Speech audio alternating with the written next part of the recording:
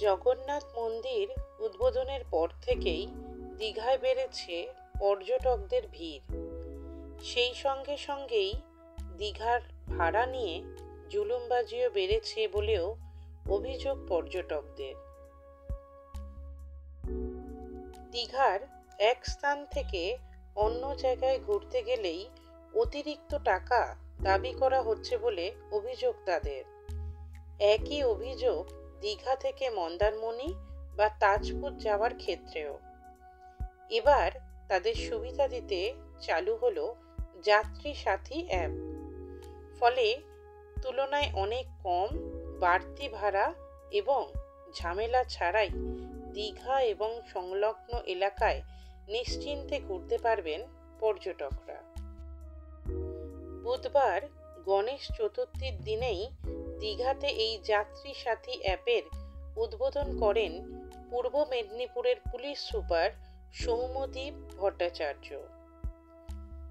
যাত্রীদের নিরাপত্তা এবং কম পয়সায় পরিষেবা দেওয়ার জন্যই গড়ে উঠেছে যাত্রী সাথী। রাজ্য সরকারের উদ্যোগে তৈরি এই অ্যাপ এবং পরিষেবার সুবিধা এবার থেকে পাবেন দীঘায় আসা পর্যটকরাও। এই পরিষেবার উদ্বোধন করে পুলিশ সুপার বলেন, শুধুমাত্র দীঘাতেই নয়, এই সুবিধা পাওয়া যাবে তাজপুর, মন্দারমণিতেও। দীঘাকে কেন্দ্র করে যে ট্যুরিস্ট সার্কিট আছে তার পুরো এলাকাতেই এই অ্যাপের সুবিধা পাওয়া যাবে।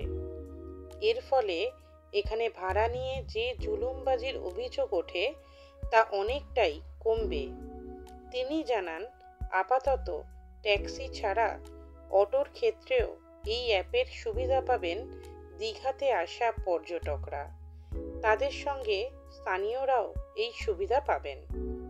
পুলিশ সূত্রে খবর, দীঘা এলাকায় এই পরিষেবা মনিটরিং করার জন্য 5টি বিশেষ মোটরবাইক থাকবে। এর ফলে দীঘায় যানজটও অনেকটাই নিয়ন্ত্রণ করা যাবে। জানা গিয়েছে, পর্যটকদের এই অ্যাপের মাধ্যমে গাড়ি ভাড়া করার জন্য নির্দিষ্ট কোনো জায়গায় যেতে হবে না। দীঘার যে কোনো জায়গা থেকেই এই অ্যাপের মাধ্যমে গাড়ি বুক করা যাবে। পর্যটকরা যেখানে থাকবেন সেখানেই চলে আসবে ওই গাড়ি।